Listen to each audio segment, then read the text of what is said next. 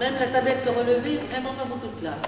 Alors quand ils veulent vraiment s'étaler, leurs affaires, je précise. Vous allez avoir des problèmes. Eh bien, vous avez cette table, vous avez pas mal de place, tout en assistant à la séance, puisque la télévision sera allumée. Et c'est un avantage ici, c'est que ça a été l'hémicycle à côté de pas mal d'endroits. Donc économie de pas, économie de temps, tout est étudié. Alors, en tant que député, vous avez des invités à voir. Vous passez par le derrière l'hémicycle. Vous voulez vous rendre dans l'hémicycle, en quelques secondes, vous y êtes. Vous voulez aller à la bibliothèque, après le porche, là-bas, vous avez la bibliothèque sur la gauche. Tout à fait là-bas, tout à l'heure, on sortira par là, et bien vous avez la poste. C'est la poste, hein, sachez quand même que cette poste a une particularité, messieurs. Là aussi, il faut un avantage. Hein.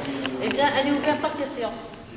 Quand il y a des séances de nuit, qui peuvent être quelquefois très longues, pendant que vous dormez, ben, nous, on peut envoyer notre courrier. Vous voyez Marianne, entourée par deux femmes hanches, qu'on appelle les allégories, puisqu'elles représentent quelque chose. Eh bien, celle qui porte les tablettes, on l'appelle l'histoire parce qu'elle est en train d'écrire l'histoire de la République. Et celle qui en bouche à complète, qu'est-ce qu'elle va faire? Elle va la diffuser, cette histoire. Alors, d'où cette fameuse phrase que vous avez dû sûrement entendre parler, les hauts faits de l'histoire diffusés par les compagnes de la République. Voilà, c'est cette représentation. Et au-dessus, le seul endroit où vous voyez ça, la France couronnée. Eh bien, tout simplement pour dire, on n'oublie pas le passé. Est-ce que c'est une tapisserie qui a été faite à Beauvais? Bleu.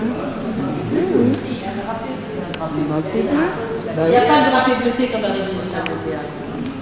Donc ça n'a pas été fait à Beauvais. Ouais. Ah, ça c'est comme ça que vous reconnaissez, hein, de toute façon. Alors ça c'est une tente, hein, mais c'est dans le coin là. Hein. Ça c'est, vous savez, c'est des scènes de l'Iliade et de l'Odyssée. Achille est en colère. C'est la représentation de la colère d'Achille de l'autre côté. Pourquoi? Parce que son ami Patrocle, qui faisait partie de sa famille, était à l'agonie. Hein. Et donc Agamemnon, qui n'aimait pas du tout Achille, a quand même décidé de le calmer. Hein. Et comment il l'a calmé? En rendant Briséis, vous savez, l'esclave bien-aimé comment je veux dire, d'Achille. Voilà, c'est parce qu'on n'a pas le temps. Normalement, c'est pas de photo, pas de flash. C'est pas de flash, c'est le plafond. Vous avez les gens.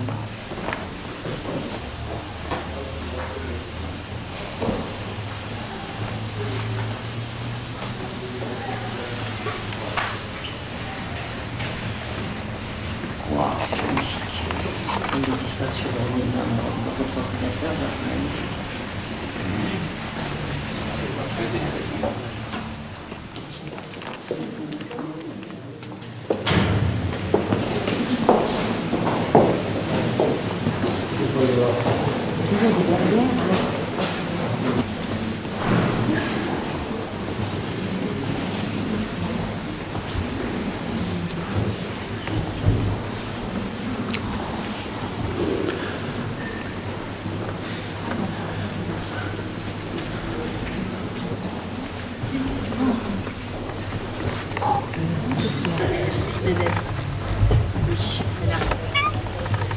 Par contre, il y a des strapontins, il y a tout, hein. Servez-vous. Hein.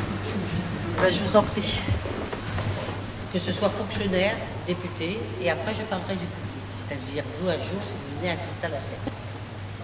Alors, regardez ce plafond qui a été fait par Évariste Fragonard. Vous voyez, c'est cet arc des cercles. Dans les médaillons, vous avez des personnages assez importants, dont le premier grand roi, considéré comme le premier grand roi, Charlemagne, qui lui, on va le voir de face au président, alors que les autres, vous les voyez de profil dans les médaillons. Vous voyez la différence. Et Rosa Santique, je n'ai pas besoin de vous dire, on vous donner une explication. Madame Asselineau, c'est 50, voilà, parce que ça va durer un certain temps. Hein,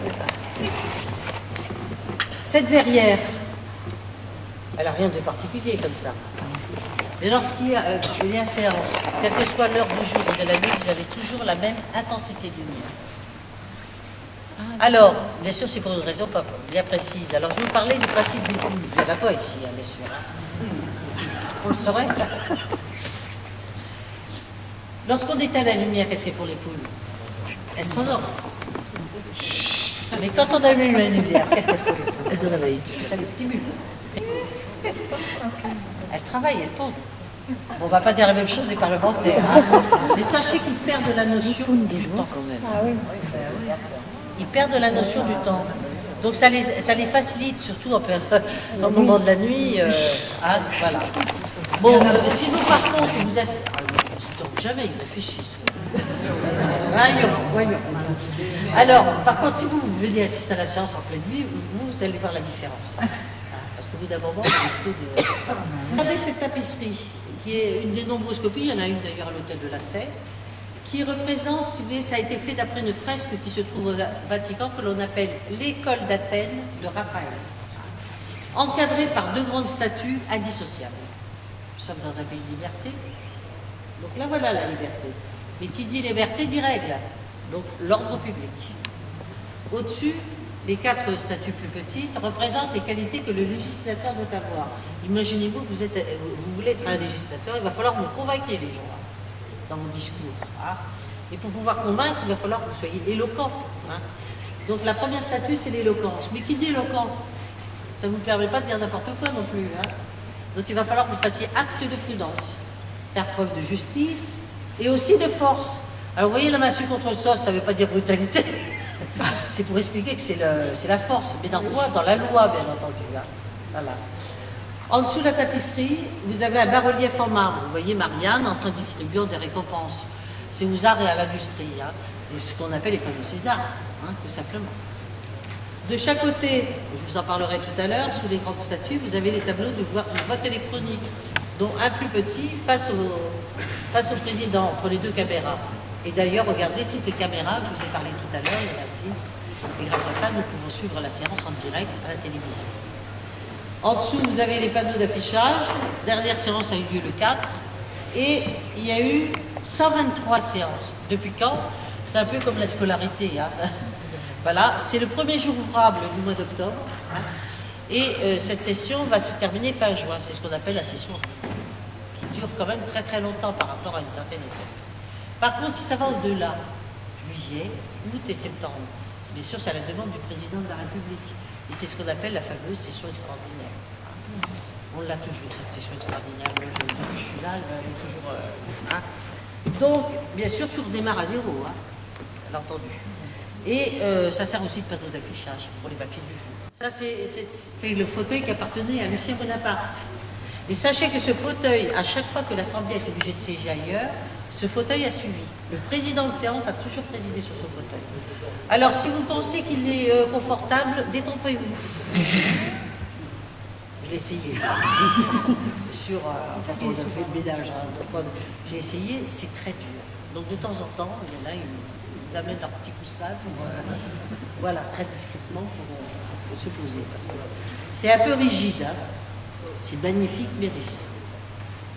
Ensuite, vous avez la tribune de l'orateur, regardez plus bas, là où l'orateur va prononcer son discours, et remarquez les symboles, ce sont les mêmes que ceux qui se trouvaient sur la cheminée, l'histoire et la renommée.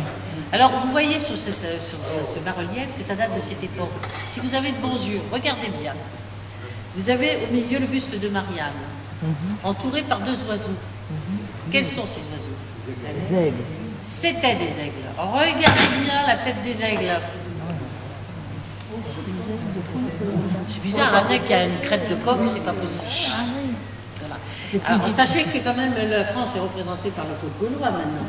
Donc, ils ont voulu faire quelque chose sans abîmer le bas-relief. Alors, ils ont tout simplement coupé les têtes de coq des aigles, ils les ont enlevées, et à la place, ils ont mis des têtes de coq. Alors, tout à l'heure, quand on passera par le bas, vous pourrez voir. Et c'est très très bien fait, vous avez l'impression que ça date de l'époque. Hein. Voilà. Bien, alors maintenant ceux qui travaillent, alors imaginez que c'est vous, hein, bien sûr. Hein. Si vous vous trouvez derrière le président, là où il y a le drapeau, drapeau français, drapeau européen, eh bien vous êtes le plus haut fonctionnaire de l'Assemblée, je vous ai parlé tout à l'heure, le secrétaire général de la présidence et de l'Assemblée nationale, ou l'un de ses adjoints, bien entendu. Donc celui qui va prononcer son discours à la tribune. Alors qu'est-ce que vous allez faire pour que l'orateur qui ne regarde pas sa montre, hein, bien sûr, sache le temps qui lui reste. Parce que le minimum de temps que peut avoir un orateur, c'est 5 minutes. Ça peut être 1 minute, un quart d'heure, ainsi de suite. Regardez entre les micros, vous avez une barre en laiton. Et bien du côté bien sûr, de l'orateur, ici on ne le voit pas, vous allez avoir des petits points lumineux qui vont apparaître au fur et à mesure que le temps s'écoule. À la base de cette barre, vous avez un chronomètre qui se met en marche aussi. Alors vous voyez que tout est fait pour que l'orateur puisse voir. Et à la fin, pour bien lui dire stop, et tout le monde le voit, hein, vous allez voir. Sous la barre, regardez une sorte de petite pointe. Eh bien là, on a du mal à la voir, mais lorsqu'elle clignote rouge, on la voit. Bah, figurez-vous que souvent l'orateur ne la voit pas. C'est très bizarre. Alors, dans ces cas-là, le président de séance va demander d'abréger. Hein. Il continue, va lui demander de stopper. Puis voilà, c'est arrivé. Ça arrive de temps en temps. Ah, voilà. Alors, quand il n'y a pas moyen de le stopper, il n'y a plus qu'une seule solution, ne pas s'énerver. Avec la complicité du technicien du son, qu'est-ce qu'il fait? On coupe le micro. Mais figurez-vous que ça ne suffit pas toujours. Parce que nous avons encore des gens qui savent bien articuler avec une voix puissante. Alors dans ces cas-là, il ne va toujours pas s'énerver, le président. Ça ne sert à rien parce que comment tout le monde s'énerve. Hein. Eh bien, il va suspendre la séance. Parce que en suspendant la séance, il suspend les enregistrements. Tout le monde sort, là l'orateur est obligé de s'arrêter. Il n'a pas le choix. Par contre, si tout le monde sortait et qu'il ne suspendait pas la séance, les enregistrements continuant, et bien, de toute façon, après, sur le compte-rendu de séance, il y aurait effectivement son intervention. Mais là, ce n'est plus le cas. Bien. Si vous êtes les mêmes conseillers, vous avez une autre tâche à gauche.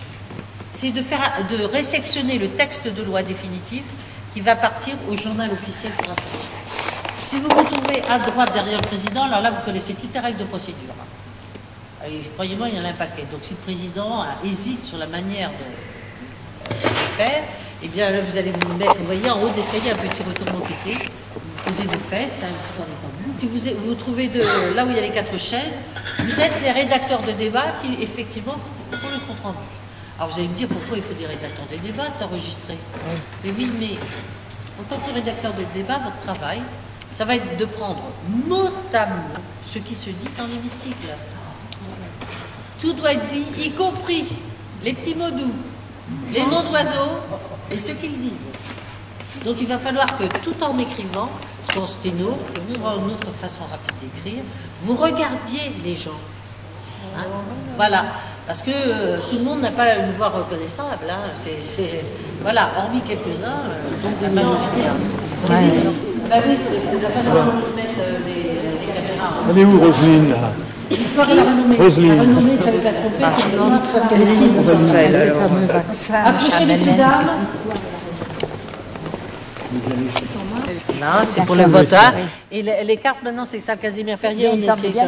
Parce qu'avant, c'était la tribune. Oui, donc le public pouvait assister et voir quel était le carton qui était mis. Mais là, maintenant, c'est fini. Les cartes à l'extérieur. Voilà, voilà.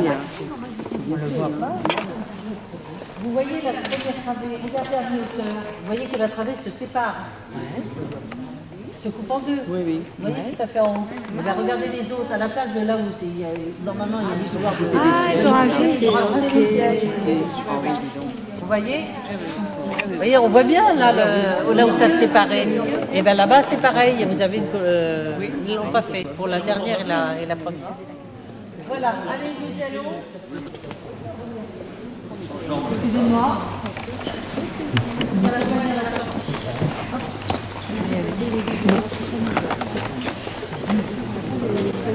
Oui,